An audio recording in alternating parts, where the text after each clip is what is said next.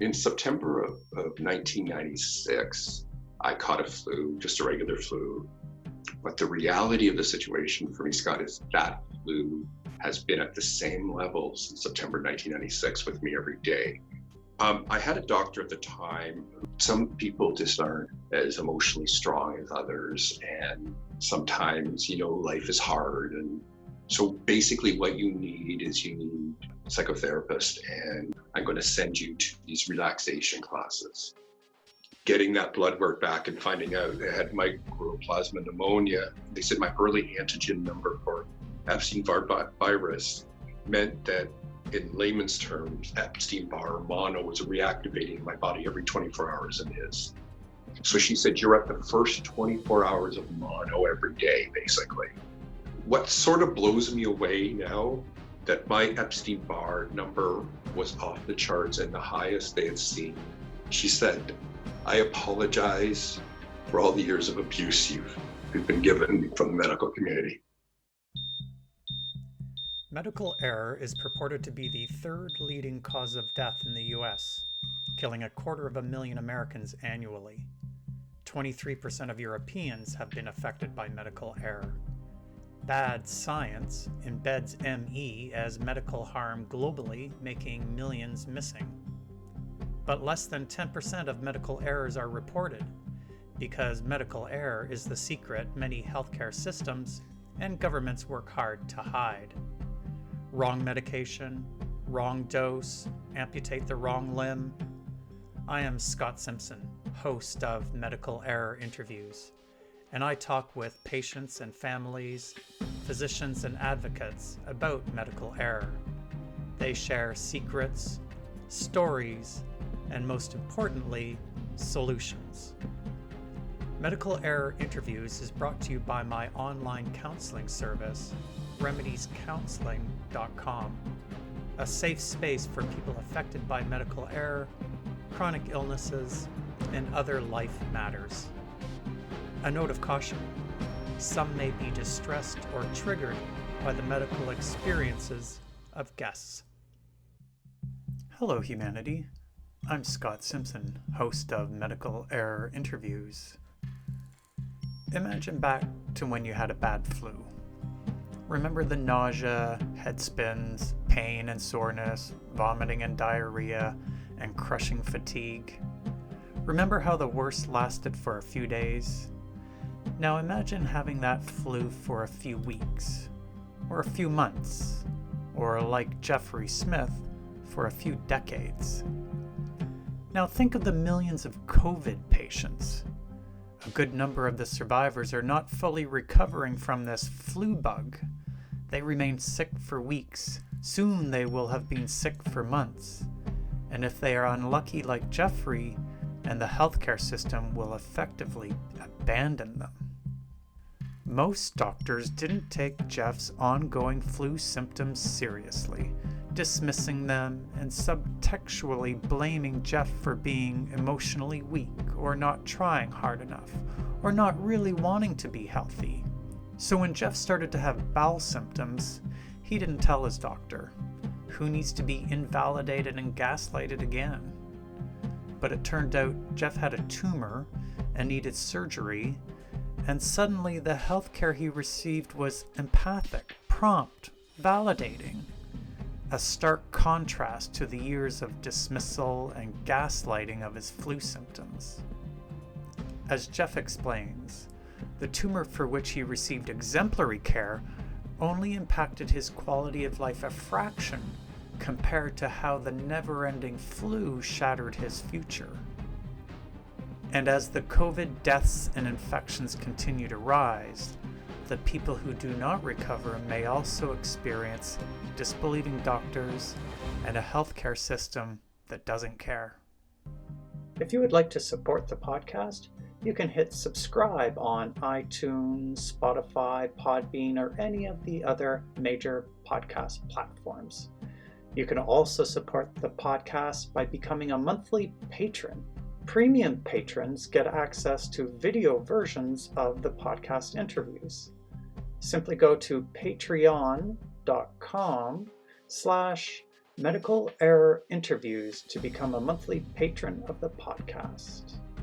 If you need the support of an experienced counselor for dealing with medical error or living with chronic complex illness, you can book an online video counseling appointment with me through my website at remediescounseling.com. Now, here's my interview with Jeffery Smith, and a word of warning as always, some people may be triggered by Jeff's experiences with the healthcare system. Awesome. Thanks, Jeff. Where did you grow up and what was your childhood like? Sure.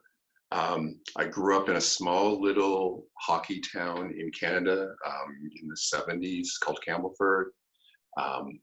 And in the 70s in Campbellford, it was sort of like the 50s still, because there was not the connection we have today with internet and things. So I remember in the 70s, I'd see people on TV with long, hippie hair, but all the young people had buzz cuts and worked on farms when I was growing up. So it was an alternative universe. And my childhood was traumatic. I was gay, living in this small little town. Everybody played sports or worked on a farm, and I was someone who liked to watch, movies with Lauren Bacall and draw the dresses and all this sort of stuff. So very quickly, school wasn't a safe place, and home was safe except for emotional safety. My mother had a lot of emotional issues. She was very young when she had children and had a traumatic childhood herself. So we didn't really have emotional security growing up. So I didn't really have security at school. I didn't really have security when I was at home. I didn't feel safe. So it was challenging and rough. Yeah. When did you start to feel safe? It took an awfully long time. I didn't feel safe until I left and I came to Toronto and started going to post-secondary school. And I had been very, very unpopular because I was considered other always as a kid. There's only so much you can hide and you pass a bit, but people stay away, and even new people come to school and they're friendly with you. They find you fun, but then they get the vibe that, you're not someone that's going to help them be popular and stuff. So, but when I came to college, all of a sudden I was popular and I was the same person. And so that was very fascinating and confusing. I sort of had always dealt with life. This sounds awful, Scott, but I'd always sort of dealt with life thinking I'm probably not going to live that long, so I don't have to figure it out. But that you find something as a kid to survive, that sort of stuff. So it was very strange when my life started unrolling, and I realized I wasn't going to die. And so I had why did you think you were gonna die young? I had so many health issues as a kid. So I had and we didn't realize this for a long time, but I'd had 9 convulsions before I was 5. It ended up eventually, I was tested for allergies and they realized that I had these really heavy environmental allergies. And so I got they gave me an air conditioner, which was a big deal in 1970, to have an air conditioner in your bedroom. That was very expensive. And I sort of stayed in that bedroom. I mean, it was like an iron lung. I felt okay in there, in the summer anyways, right, when I was supposed to be outside. But when I go outside, then I would be very, very sick, and then I'd have these convulsions and all of this sort of stuff. So in my head somewhere it became this thing of this difficult life. It's like I really did just sort of feel, and I think I was even kind of given some of those messages that, I was very fragile and I might not survive. And it was just a coping mechanism it became eventually. And as I got older, like in grade 9, I had a flu and I was off school for 3 months and no one could resolve this. I had a fever basically for 3 months. So there was this hypersensitivity to the environment that I grew up with organically and biologically. I started shots when I was 5 years old. I was so skinny they couldn't put them in my arm, they had to put them in my leg. That started to help. So the convulsions stopped and between the air conditioner and shots and allergy medication and not going outside, I I was a little healthier and I was a little better. And then I had this thing when I was in grade 9. Again, no resolution to it. At the time, no one ever suggested it was anything emotional or non-biological. I even had the doctor come to the house because I had temperatures and I had all the things that they knew that this was like an ongoing flu that would not stop. So got over that. Things, I kind of went, back to normal again, and everything sort of was okay until I got mono at 19. Were you And living away from home at that point? That was actually, I got it the summer I was leaving home. So finished high school, actually sort of I think I sort of partially took grade 13. Remember grade 13? So I kind of partially went through grade 13, but not fully. And I got mono that summer. And this is something that Stanford asked me later when I went and had my consultations with them. But they asked me what that mono was. And I said, well, for 2 months, I was not able to really lift my head off the pillow. Like actually, I was lying downstairs in the basement on a sofa, and I did not leave that. Like I had like a jug to urinate in. Like I could not get out off the bed. And then it really lasted for 2 years. So for 2 years, I had night sweats, fevers, chills. Went on and on and on until it really wasn't there anymore. So it's a strange thing, isn't it? Wow. So yeah, really obvious symptom of an infection with the night sweats, etc. Yes. And at the time, it's funny too, when I look back, it was 1985, I went through that. I remember that's when AIDS came on the global scene. And I remember even thinking, my God, I must have AIDS. And I'd never had sex. Oh, I go to the doctor and I'm like, with my national choir with Rock Hudson, right?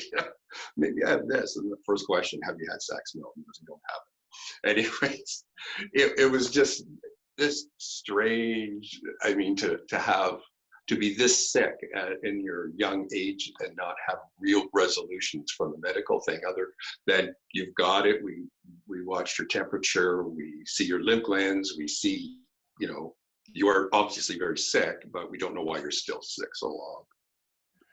Wow. So how did you transition from being at home in high school in the small town to going to college during that 2 years? That must have been rough. It was so rough. I think because it almost as a gay kid, you learn to sort of act and you sort of learn to be a people pleaser and to do what you need to sort of do to be liked. And so I would just be, energetic at school, but then go home and I'd be dripping wet with these sweats and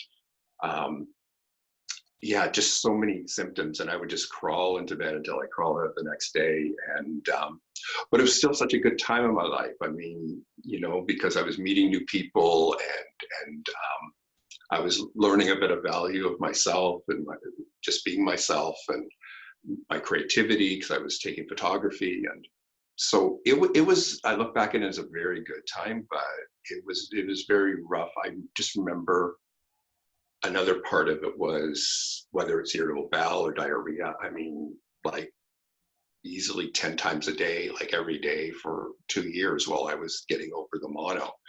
And so, you're dashing out of class, you're leaving lunch twice, with people and hiding all these things because you just aren't physically up to it, but you're trying to appear you are.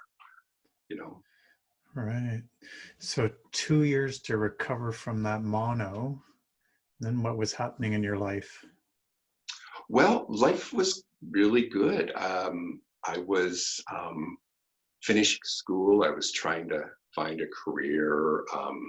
I had friends. I mean, it was still rough. These were days that are a little different than they are now. So you sort of, my parents were giving me a little bit of support, but you're sort of just living in people's houses in their basements or in a spare room and trying to get started on your life. But my health was, okay during this period. I sort of basically went from the age of, I guess now say 21 to 30 with okay-ish health. other than some really bad flare-ups with allergies. I remember, again, another period, and I was off work for 3 weeks in my 20s, again, just from really, really bad allergies. I done something very stupid. I brought a plant into the house, not knowing what it was, and until I threw it out, I didn't realize that it was making me so sick. It's strange that, again, going to see doctors with this, no one was saying, doing the tests and saying your histamines or whatever the case may be or what are out of control, and it was just always curiosities to people. I was always told the same thing, which is a post-viral malaise constantly. Is different doctors, whether it was, even just, somebody had seen a clinic or whatever, it was always the same thing I was told. You had a relatively good period there into your early 30s. And what sort of work were you doing at that point? I got a job in a bank. I did not want to work in a bank, but I wanted to buy a Mustang. And I couldn't buy a Mustang being a photographer. It was just not possible. It was too little money. So I got a job in a bank, which I didn't really love, but it certainly brought stability to my life. And then I met my partner, who became my husband 30 years ago, and my life really started. I met him at 24. So from 24 to 30, that was sort of my best period in life, because at least with my health, because my health was, at a definitely a decent level. I was fully participating in life outside of these really bad allergies and things I was doing, but it was really good. So the allergies, how far did they extend? So some plants, obviously, pets. Yeah, the base, I mean, it's environmental. So it's trees and grass are my worst things. And I can never really get away from trees and grass. But I was on shots for 24 years, which is really extensive. And I was being tested regularly, and they never did go down. Like, I think that the maximum little X's they would put beside something was 4, and I was always at 4s for grass, trees, mold, pets, kind of the main ones. And I did live on allergy pills for 2 decades or 3 decades or 4 decades, possibly even, every day, even in the winter, because of dust and all of these things. So heavy duty, and the weather changes really would affect me too. So we're in spring now. Is this a bad time of year for you?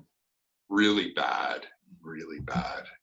It's stupid, but every little change in the weather, I feel it, and they all affect my immune system. So, my immune system has always been fighting this, and this is where, I'm so curious about ME and connections with all these things, because my immune system, has been so battered, like, since birth with allergies, and it's something I'm curious, and I don't know.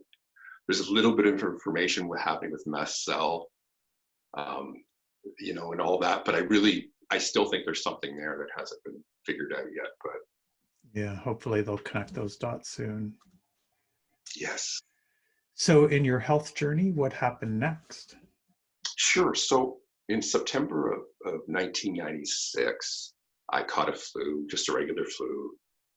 This is always such a curious thing to explain, and I throw this description around a lot without even feeding on it and feeling it myself. But this flu I got, which was like any flu, it was a bad flu, but a normal bad flu you get.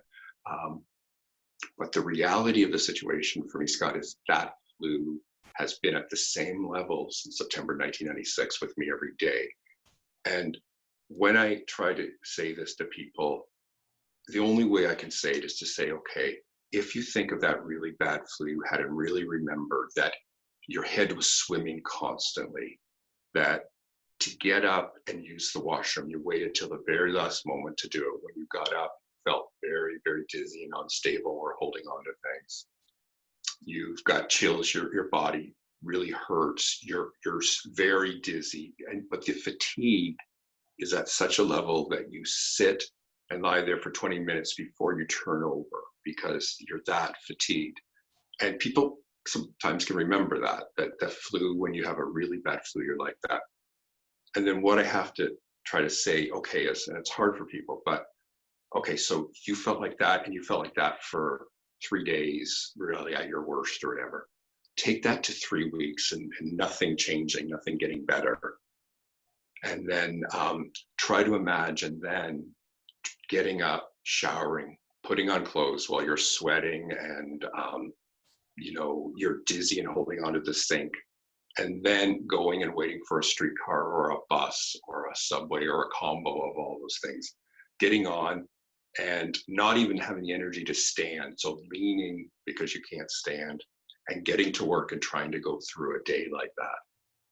And then getting home and just all day thinking about collapsing in your bed. And during the day, not being able to meet any of your obligations at work cognitively or energy-wise. Now take that 3 weeks and go out to 3 months, right? And you are still the exact same as the first day, and you're now back at work. And what's happening is, people are saying to you, your performance is really down. We have to talk to you. We have to put you on probation. What's wrong? You're at 6 months. You're back at the doctor's. It's your third, fourth visit, and they're saying you have post-viral malaise. Which is what I was told. You're at 6 months of that flu, not being able to stand, being so dizzy you can barely read. You're weak. You can't concentrate to watch an hour television show. Where I'm going with this is 23 fucking years at that level, and there's a bit of ebb and flow, but and you go up a little bit more with energy and this and that, but basically dealing with full-blown flu for 23 years while you're told you have post-viral malaise and when will it get better? Soon. So that's the only way I can describe what happened to me in September 1996 is this flu hit, and I have every single symptom to the same level and in some cases more severe. Now 23 years later, that we'll talk all about what happened medically in between, of course, but that's the reality of what ME is for me. That every little thing I do, there's this orchestra of 80 instruments loudly blaring at me. One is, this instrument of no energy. The other one is of extreme dizziness constantly. Like to the point where I hold on because I black out, but I don't black out and fall. I black out. I just go black, and I have to hold on when I stand up sometimes.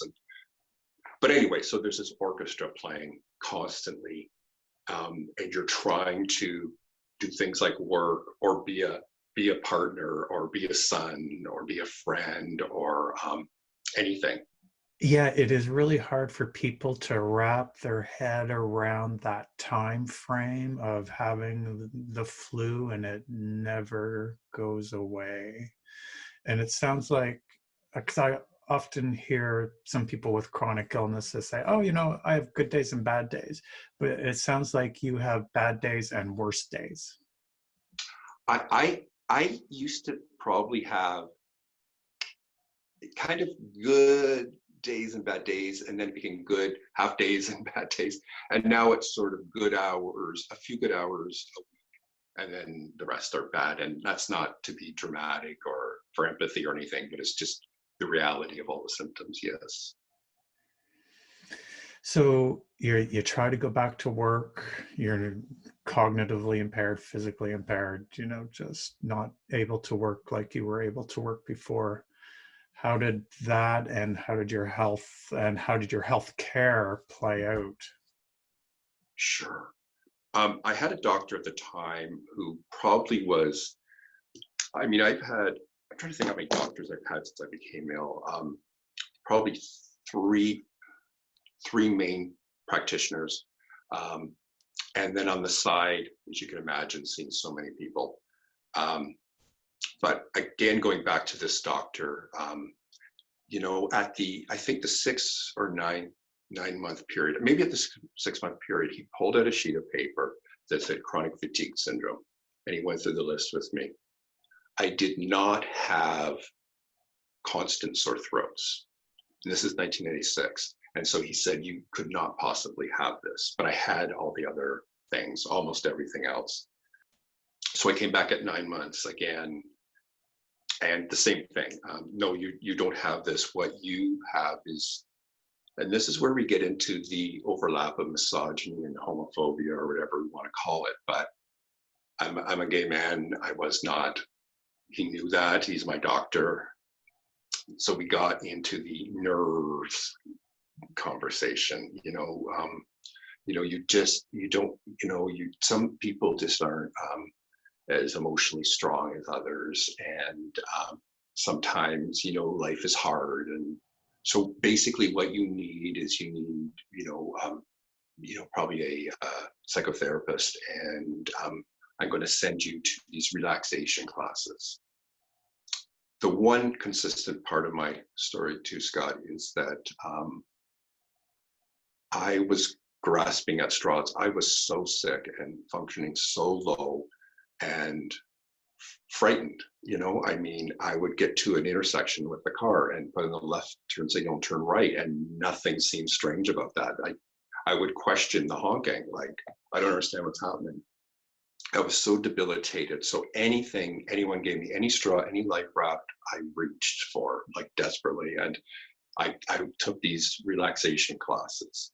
And what I'll say about all these things that were suggested for me, and I tried, and even though not one of them helped my physical health, I'm not going to sit here and say that they were not advantageous to mental health. They were things that helped my life. I mean, taking a stress class, going to therapy, all these things are wonderful and helpful, and I've taken advantage of what they've offered, but not one of them has stilled the illness by 1%. So I followed all these things. I went to these doctors. That doctor retired shortly thereafter. Don't think it was because of me.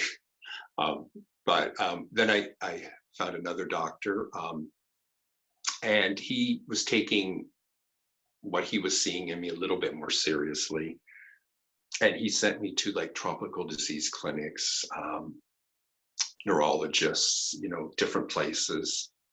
Again, with the overall theory that, I'm sensitive, I'm gay, I'm possibly, it's nerves again. I don't think he knew the answer. He was empathetic, he was caring, but he didn't have a solution. And this is the one thing I've learned through this whole process is everyone wants to put you in a box and have an answer. And if someone had just said, even at some point, that we don't know, we're going to test you for what we know. It's possible we have something we just don't understand yet. There's some other people. I mean, the information has been there on chronic fatigue syndrome. In the 80s was a big term.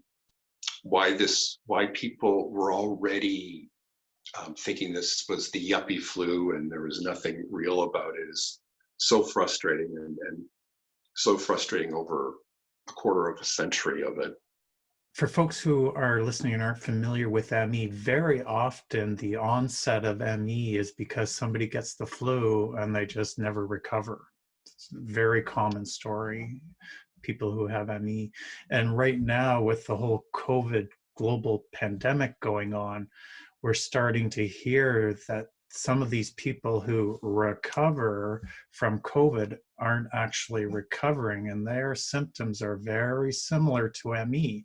And obviously, they were infected with a virus. And yeah, so I'm really thinking about all of the new people that may be coming down with ME, and it's less likely that their symptoms are going to be dismissed as being psychological or you've got bad nerves or any of the other psychosomatic bullshit, just because of the nature of the onset, the global onset. I think this is so true. And from SARS, we learned, I forget what percentage, I think 17% stayed pretty much at the level of SARS illness, and then something up to 70 some percent still have remaining lingering symptoms that are debilitating them to some level. If we have this global pandemic, without a doubt, we are going to have millions and millions of more people that will be having whatever switch turns on and off inside of you, whether it's an immune system or inflammation in the brain, I don't know, and are going to be diagnosed. And that could really be beneficial, and I hope it is for everybody's sake. Mm-hmm. Yeah, it might turn out that COVID is the best thing to happen to people with ME. Yes, yes, because absolutely. so many people with COVID seem to be developing ME. And Scott, we know in Canada there's about 600,000 people with it, which is a huge percentage. It's so much higher than other illnesses we know so much about, like MS and ALS and all of this. If we look at these numbers and these possibilities, I mean, they're going to have to then, I hope, put all these resources into figuring out this post-viral situation, whatever they're going to call it in people, whether they connect the dots and describe it, confirm it as ME or whatnot. But something huge is going to happen with this, without a doubt.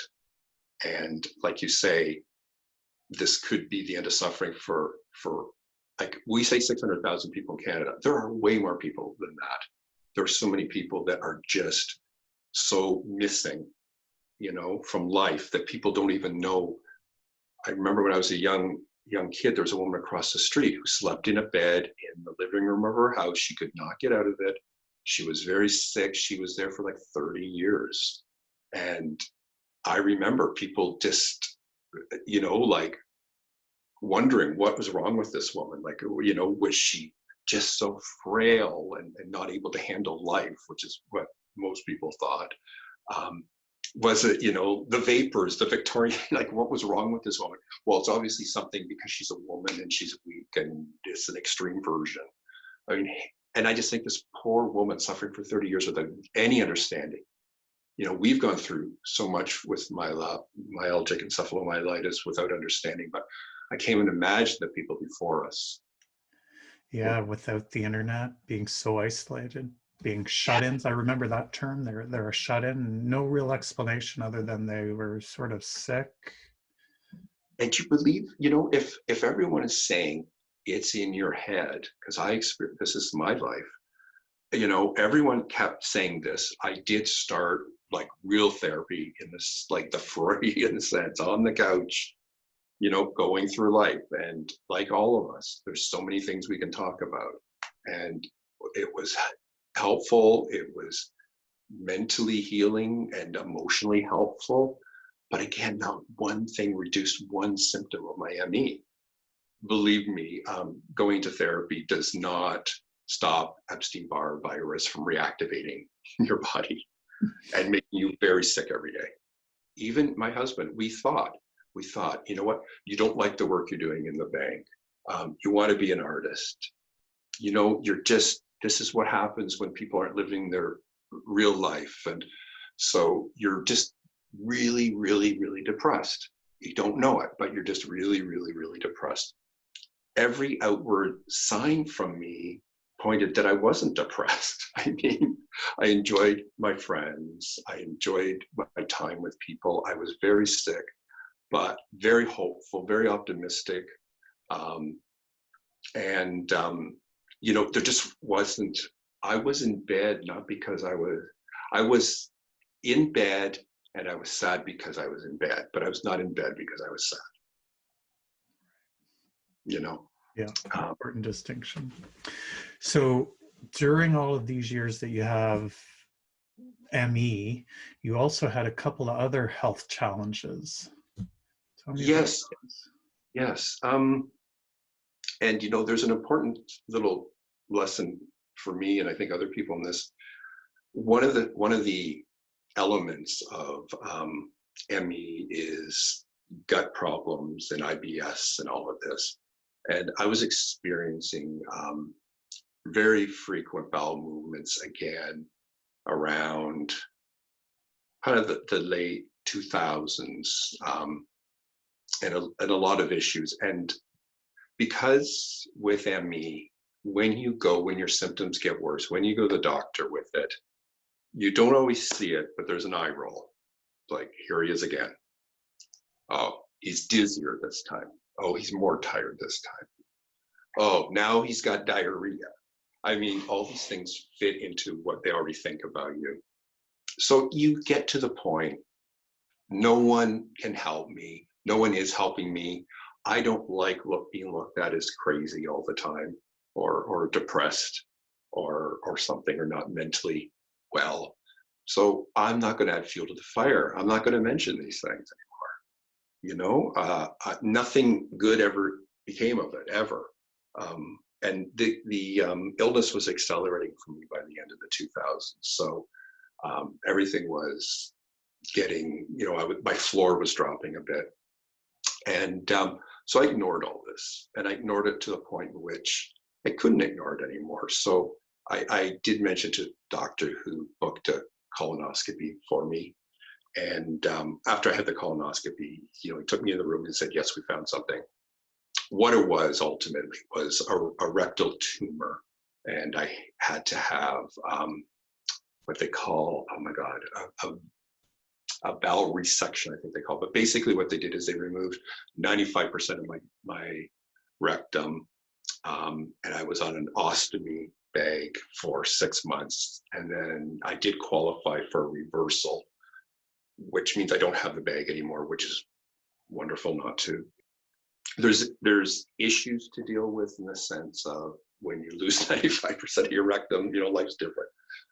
But my experience with that was, here's something that is irritating me 20, 30%, affecting my life 20, 30%, as opposed to this 100% of the ME. But as soon as that became apparent, it was like I was in another world, in another twilight zone, in another life, because all this help and empathy and understanding and support and emergency appointments, and you've got to have surgery within 2 weeks, and they kept doing biopsies, and it was such a strange thing to experience, after all this other stuff, because even though all these words are scary, this was, as I say, affecting my life in a smaller way than every day with ME. But the outcome of all of this was, in order to get this reversal, which I very much wanted, because I was too weak to change the bag. It's if you've never done this, it's like a half an hour to an hour of standing up and having to remove all these pieces around where the intestine comes out of your stomach, and clean and clean and clean and wash. In the meantime, this thing spews, because it just spews liquid all the time. So it was extremely hard to deal with this with ME, because when I stand, I tremor, because I have POTS as well. So my blood pressure and my heart rate go crazy, and I can't really stand, and you can't sit and do this. I had a nurse for a while. I qualified for a nurse for a while. But again, because the ongoing problem was the ME, it disappears, right? Because no, that's not going to, no, there's no help for that. So anyway. I often say that there's really two healthcare systems. There's the one where if you have HIV or cancer or a tumor or something that they know how to fix, you can get pretty good care. Yeah. Yes. You have something like ME where they don't know anything about it, and you get really shitty care. You get really shitty care. And not only do they not know something about it, it's been around an awfully long time. And people don't want to know about it because they don't have a pill. They don't have an easy answer. And if they say it's your emotions and this and that, they feel they've given you a cure. They've resolved case number, whatever. They don't want to tell somebody, I don't know. I think it's possibly this, and we don't have anything to help you with. But if someone had said that, it's like, oh my God, my life would have changed.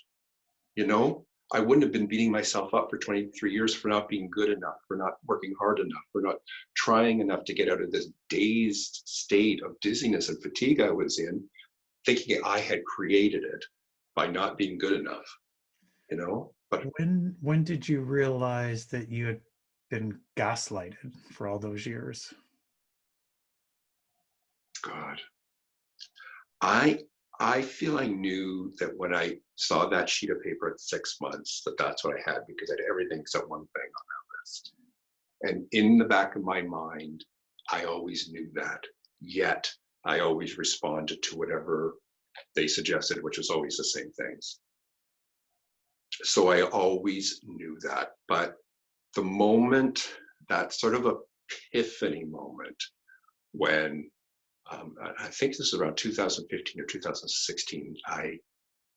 My doctor got me an appointment at Stanford at the and I hate using the word chronic fatigue so frequently here because that's not the real word, but it is called the chronic fatigue syndrome clinic at Stanford. So I'll call it what they call it, but it's for myalgic encephalomyelitis.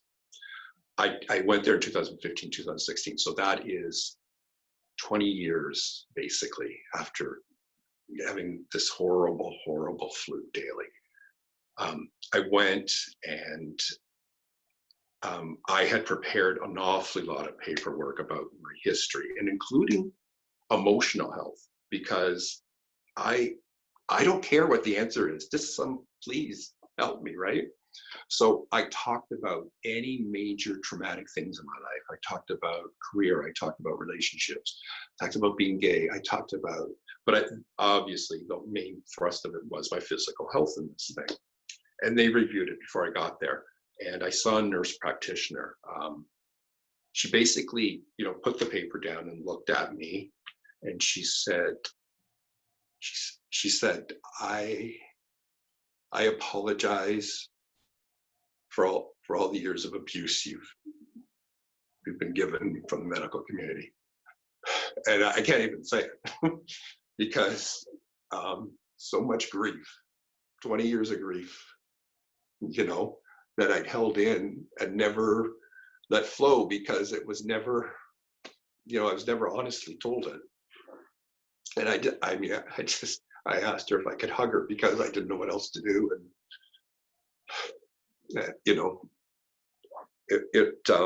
I feel foolish for crying because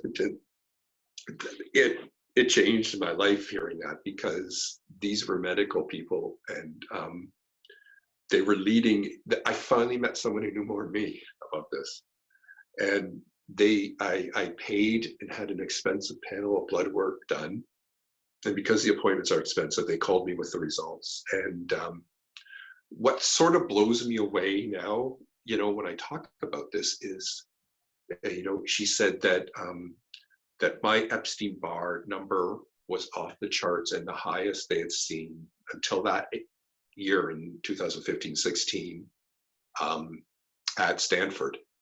And I just, for the first time, I think, forgave myself for not trying hard enough. I realized I changed jobs I think maybe 6 or 7 times because I could not cognitively or physically do the job. All the times of trying to get up and stand on streetcars and being at work and just drenched in my clothes all day and being so exhausted and then being reprimanded for my performance. And I just, for a moment, I gave myself that moment where I realized you were so fucking sick and look what you still did. And you made yourself worse. You're worse today because of it. And I went through an awful lot because of that diagnosis and getting that blood work back and finding out I had mycoplasma pneumonia reactivating. They said my early antigen number for Epstein-Barr virus meant that basically, in layman's terms, Epstein-Barr mono was reactivating my body every 24 hours in his. So she said, you're at the first 24 hours of mono every day, basically. Like this, it was just, like, it's like figuring out you're gay. It's just like everything makes sense now, and she cried because she understood. I mean, the woman before me was from Sweden, right? Who had flown there to see them. I mean, so she understood what she was going through and telling me and what it meant and all of this. So So powerful to be validated that you really are physically sick. With tests, like medical tests. Exactly. Yeah, yeah, proof. Yeah. And for her to open with, I apologize for my healthcare worker colleagues, basically, the trauma they put you through. My God, that was a kind gift. So, did I hear you say that your doctor arranged for you to go to Stanford? What happened for me was, because I was steadily getting worse, and this is something that we don't talk about a lot in the ME community, is the progression of this illness. And maybe it's because a lot of people that are talking about ME are people that are newly ill and not as ill. And I think, again, we talk about millions missing, people missing. I mean, the people I know that are really, really sick, they don't have a voice anymore, so we don't know about them. They're hidden. And And when we say they don't have a voice anymore, they physically cannot speak. They are so sick.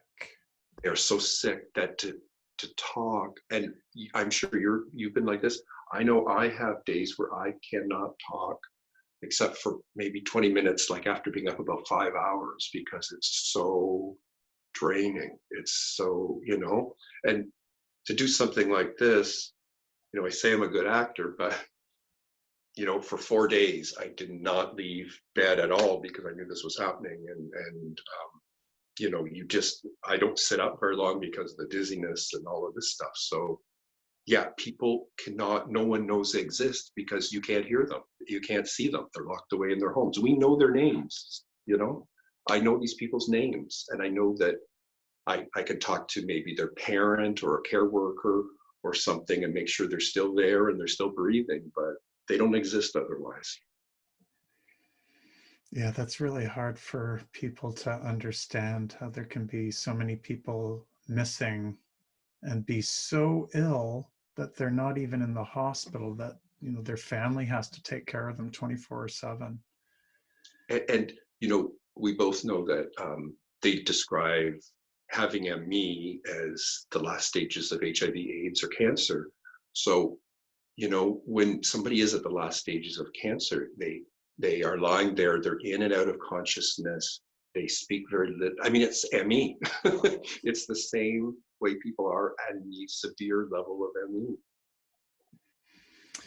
Yeah, so you make it to Stanford, you get a diagnosis, you get validated, you get some testing that you never got in Canada, although you had to pay big bucks out of your own pocket for that. So how, if at all, has that changed your life for you? Um, Or your health, I guess? How has that impacted your sure. health? I mean, going to Stanford wasn't my doctor's idea. I actually had a friend, say they read an article in Oprah about this clinic in California, and it sounded just like me. And so I took him the article, and I do honestly believe he knew my suffering was intense. He knew I had taken relaxation courses, that I'd gone to therapy, and I was repeatedly getting worse. And he could see it. And he actually said to me, he looked up from that article, and this doctor was this, like, I think probably about 80 years old, sweet, empathetic man, wanted to have answers even though he didn't. And he looked up at me and he said the first time I've heard anyone else say it who wasn't sick, he goes, "You have myalgic encephalomyelitis." And I couldn't believe he could even say this and knew this word. But anyways, he got me the appointment. The saddest part, not the saddest, but a sad part of this is, at the same time, I tried to get to the environmental clinic because together we looked where there's help. And I for got in. people who don't know, the Environmental Health Clinic is at one of the downtown hospitals in Toronto, and it Thank deals with people who have ME, fibro, and multiple chemical sensitivity too, I think. you. Yes. So that, at least as far as I know to this day, with all my connection, is still the only place in Ontario that doctors could find to send somebody to. I got to Stanford in 3 months, and people are coming from all around the world. But it took me, I think it was 19 months to get to the environmental clinic. And the experiences were not at all similar. But anyways, having this information and coming back, my life changed in the sense that something that I believed, I now understood, and it was real, and I went through a lot of forgiveness with myself, and I had to go through a lot of forgiveness with the medical community, because again, the way MS was called hysterical paralysis or whatever before the MRI or whatever, even though maybe I dealt with a lot of nice people, empathetic people, the trauma of it all was and does cause people to kill themselves, because there's no help and no diagnosis and no treatment and no empathy and really no hope, So I survived that, and I forgave myself, and I forgave them in the way that I needed to be healthy. And that was around the time that I started some advocacy, because something was resolved, and now I needed to try to do something about it in my own way with my own limited abilities. And that's how we met. And that's how we met. Thank you for that. So that was a gift, huge gift. So the Stanford folks, how did they go about trying to treat you? At that time, what they were doing was prescribing I'm really bad with medical terms, mitochondrial cocktail, to boost immune and to try to create energy and all of this. LDN, and then an antiviral called vanciclovir. LDN is low dose naltrexone. That's right. And what they told me I needed was a compounded version. That was kind of awkward to find because I'd have to find a compounding pharmacy, and of course, these things are expensive and all of that. I was supposed to be on LDN for, I think, 3 months.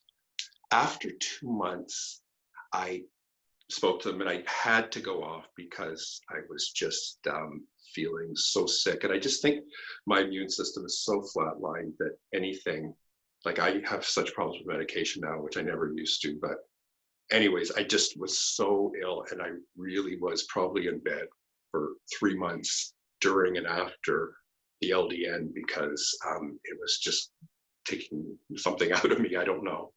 But then they said, no, they can't prescribe because I'm Canadian, but luckily they would send a fax to my doctor and he would prescribe it. And then I did the valcyclovir for, I think I was supposed to be on it for 6 months. I think I went on it for 9 months. I stayed on it as long as humanly I could, but everything seemed to be taking more away. I think they even said at Stanford that they said their chances of helping are diminished year by year that you're ill, and that their best results come from people who are more recently diagnosed. Well, that's okay. I mean, you know what? I was trying something. It didn't work. It was becoming prohibitive cost-wise. I think it's like in Canadian, I think at the time it was about $1,200 just for the appointment.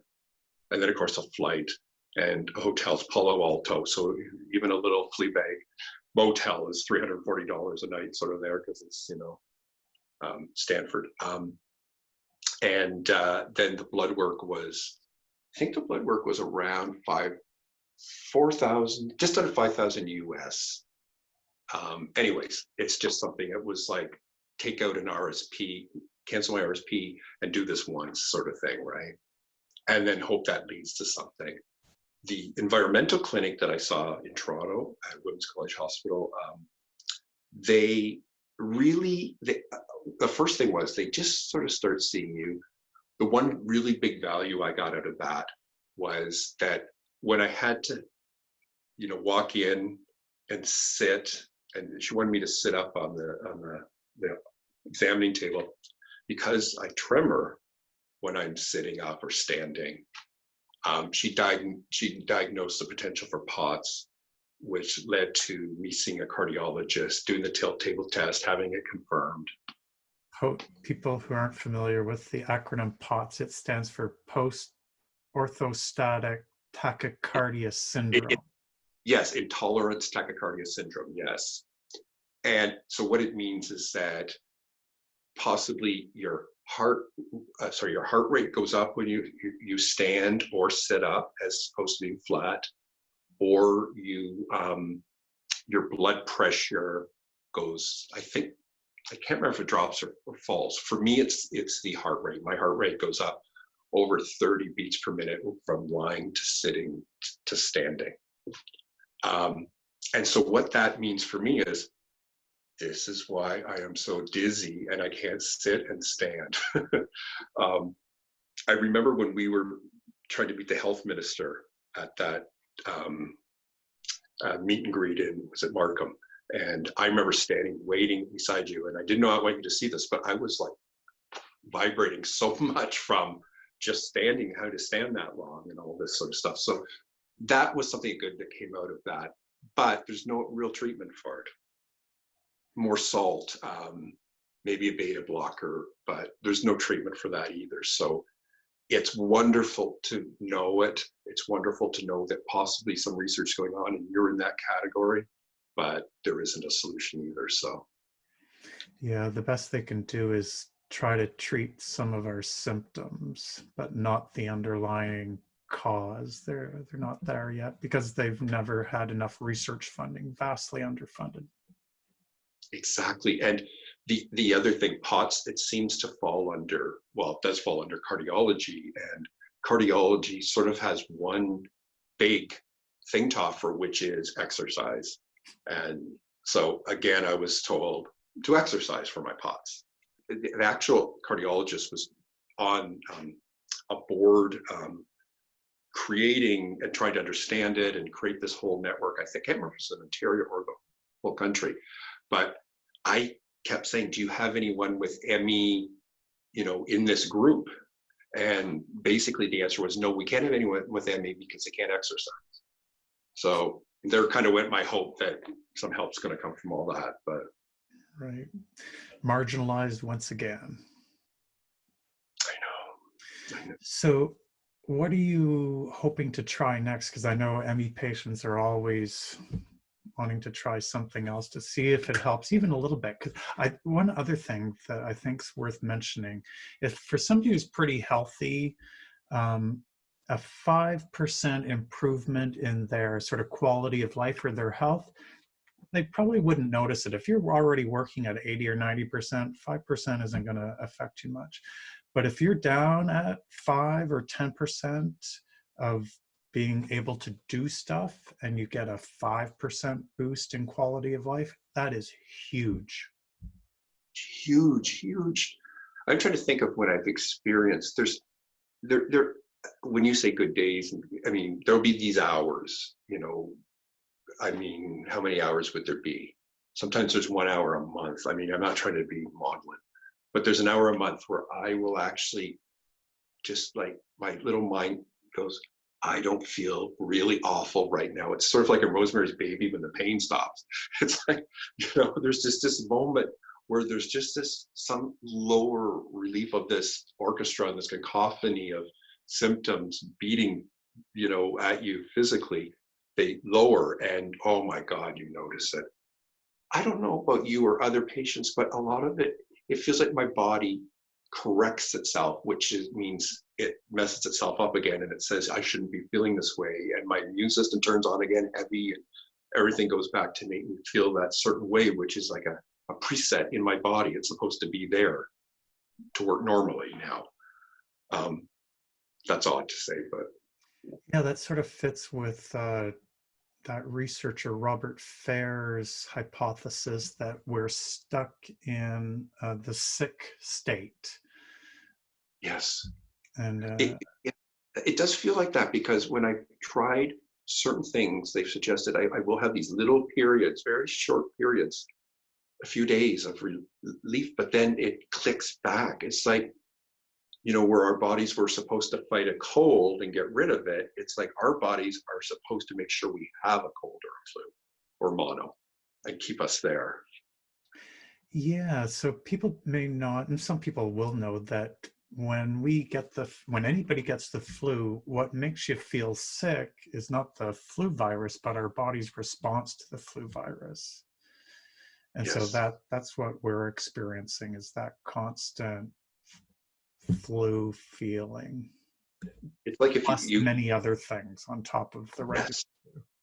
but it's like if you went and put your car in neutral, but just floored the gas until the gas is empty. That's what every day is sort of like in a weird way. Your immune system feels like it's on full blast trying to fight all these things that may or may not even be there. And I always describe it as I get 12 cents of gas a day, and trip to the washroom is 6 cents of gas, and to make a meal and you eat it is 20 cents of gas. And so, you work in a deficit, and we haven't spoken about PEM, post-exertional malaise. Is that the right term? But that is the biggest issue and the least understood issue of having myalgic encephalomyelitis, which is where other people, and this as an athlete, you work up, you build stamina, you get to the point where you feel good doing those things. But for us, lifting anything, bending over, walking to the end of a driveway is never going to do us good. It only puts us in a deficit, which is crazy because we know as human beings we need to exercise, we need cardio health, but it makes us so much sicker just doing little tiny things. And then of course emotional or mental things make us very sick as well. Mm-hmm. Cognitive effort can any cognitive effort. So is there something that you're looking to try next? A lobotomy? No, I'm joking. I feel like I have one already. You get a very black sense of humor when nothing works, right? I don't know of anything at all. I am now, if I go into my heart of hearts, resigned that I will never get better. I can say that without being emotional about it. It feels the reality to me.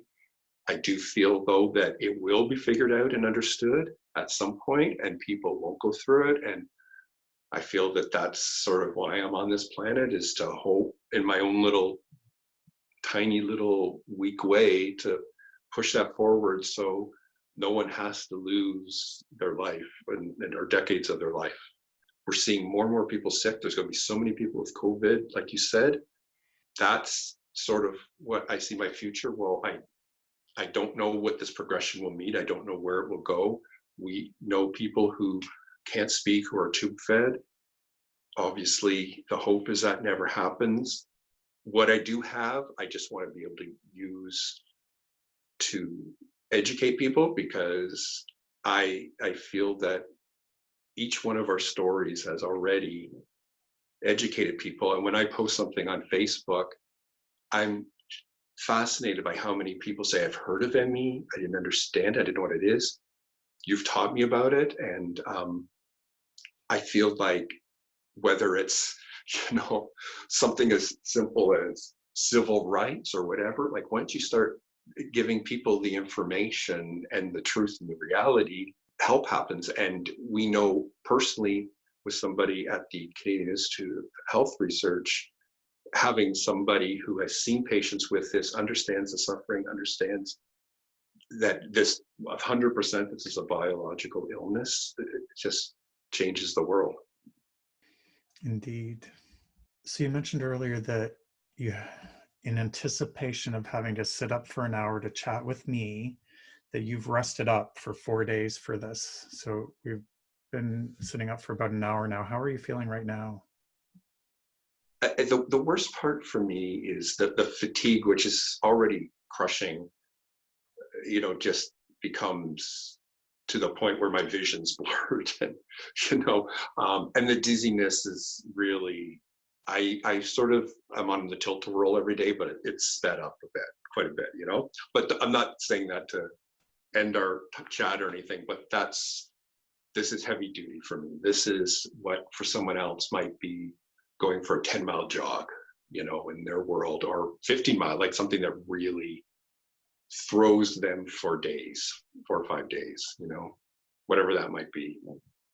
Yeah. Like a 50-mile trail run would take 4 or 5 days to recover. Although even when I did long trail runs, I was never bedbound. I may walked a little stiffer, felt a little tired, but nothing compared to me. I used to think, triathletes were so tough. Nothing on people who live with ME. That's so wonderful of you to say that, because my mind goes right to some of our friends who have been basically told they're weak and they are the strongest people you'll ever meet in your life, because they're still here and not only here, they're trying to help other people, and they can't even speak or make a phone call. Yeah, but I must say I'm not as sick as almost every other person with ME I've met. Maybe it's because I have HIV meds. I don't know. I do think that's it too. I think you're right there. Mm-hmm. There's something being treated in the immunology that is doing something different, I think. Yeah. I don't know. Yeah, and we've read the anecdotal reports of people with ME trying an HIV med and having a bump in quality of life. And yet here we are. No doctor can prescribe these things because you'll lose your license if you do to help somebody. Yeah, the repurposing of drugs, that's a little bit of hope that we have. Yeah. Well, thank you, Jeff. I'm going to let you lie down. I'm going to go lie down. Yes, please go lie down. Thank you, Scott. It's always a pleasure. Thank you, Jeff. And keep up all of the amazing, meaningful work that you do in our community. Well, thanks to Jeff for sharing his medical experiences. With so many COVID patients not recovering from this flu bug, it is a scary thought that their post-COVID symptoms may be dismissed as psychological or emotional. We may be in for another pandemic, a gaslighting pandemic. If you would like to support the podcast, you can hit subscribe on iTunes, Spotify, Podbean, or any of the other major podcast platforms. You can also support the podcast by becoming a monthly patron. Premium patrons get access to video versions of the podcast interviews. Simply go to patreon.com/medical error interviews to become a monthly patron of the podcast. If you need the support of an experienced counselor for dealing with medical error or living with chronic complex illness, you can book an online video counseling appointment with me through my website at remediescounseling.com. Thanks for listening to the podcast. Be kind to yourself, be kind to others.